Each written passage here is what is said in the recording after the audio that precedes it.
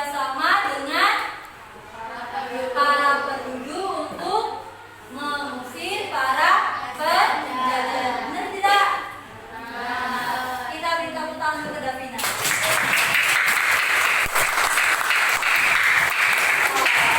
Selanjutnya, tujuan pembelajaran hari ini, kita hari ini belajar tentang kedatangan bangsa-bangsa Eropa ke Nusantara. Apa sih tujuan pembelajaran kali ini? Tujuannya kalian anak-anak dapat mengidentifikasi tujuan kedatangan bangsa-bangsa Eropa seperti Portugis, siapa lagi? Spanyol, Belanda, Inggris ke Nusantara secara runtut dari tahun berapa ke berapa.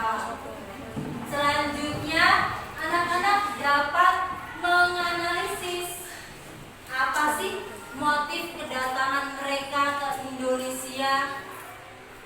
Paham ya? Kalian pasti pernah mendengar nama Belanda, Spanyol, Portugis, dan Inggris. Tapi tahukah kalian mereka rela berbulan-bulan menjelajahi laut hanya untuk datang ke Indonesia? Untuk tujuannya apa, nak? Mencari rempah-rempah. Mereka sangat berambisi sekali untuk datang ke Indonesia. Jadi kita akan melihat video atau tayangan kenapa sih bangsa-bangsa tersebut sangat berambisi untuk datang ke Indonesia. Kita lihat video dulu ya. Perhatikan depan.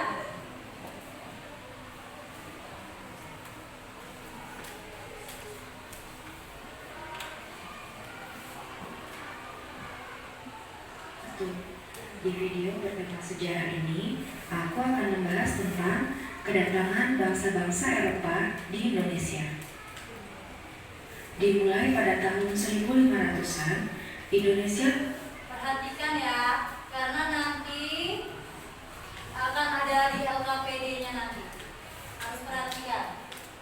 Kedatangan bangsa-bangsa dari Eropa melalui jalur laut.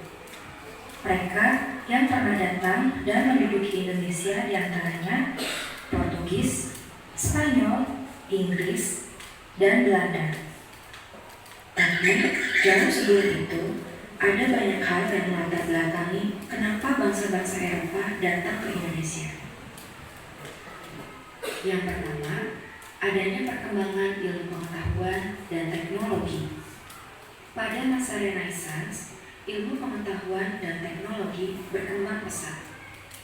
Salah satunya adalah teori heliosentris yang dikemukakan oleh Copernicus.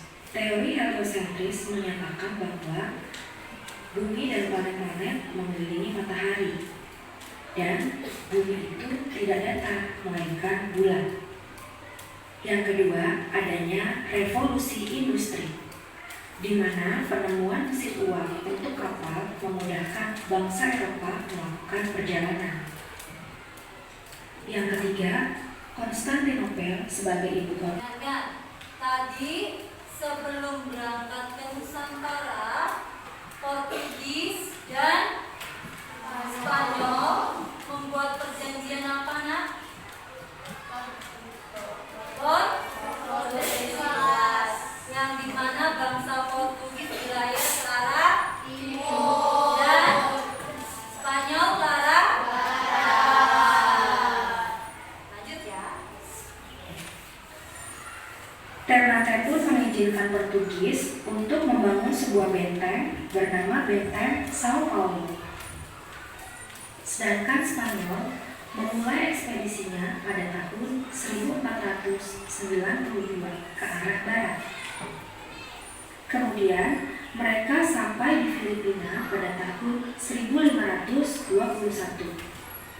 Kedatangan mereka disambut baik Namun, Fernando de Magellan yang saat itu memimpin ekspedisi terbunuh karena terjadi peperangan di Filipina.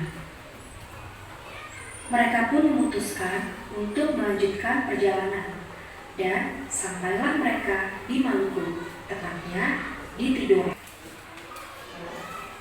Portugis dan Spanyol itu berebut kekuasaan, maka terjadilah perjanjian. Apa itu perjanjian?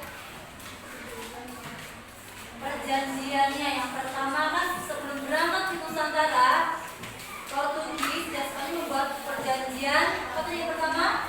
Tordesillas.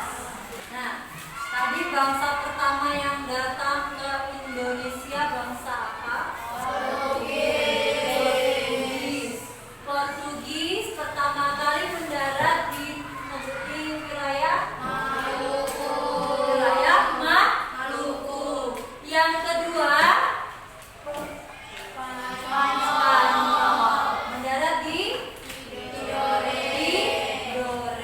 Pada tahun 1529, Spanyol dan Portugis membuat perjanjian Zaragoza, yang dimana Portugis memiliki wilayah kekuasaan dari Brazil ke arah timur sampai dengan Maluku. Kalau Spanyol Meksiko sampai dengan Filipina. Untuk negara ketiga yang datang ke Nusantara apa? Inggris.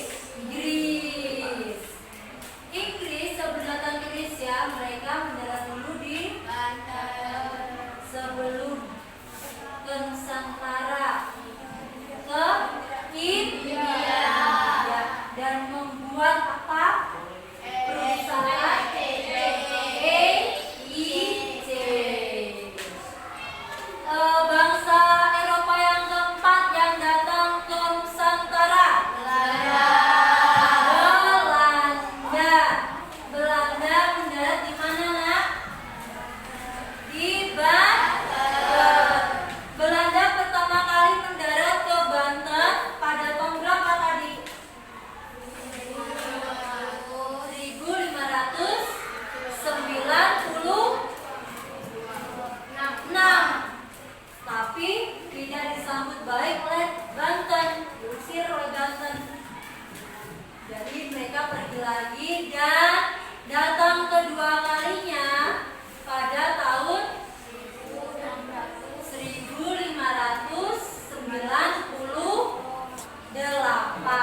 Hanya selisih 2 tahun saja. Dan di tahun itu Belanda disambut